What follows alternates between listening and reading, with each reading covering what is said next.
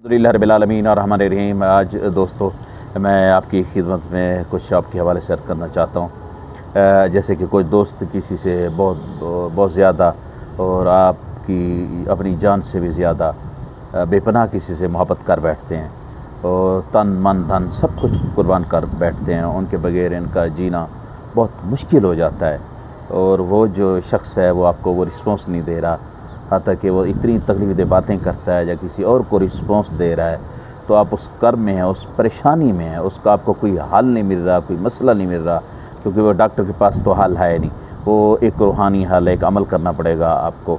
तो आप मुख्तसर जाम 11 मरतबा आप ये ज़िक्र करें, ये वज़ीफ़ करें, हस्बुनल्लाह निअमल वकील, हस्बुनल्लाह निअमल वकील।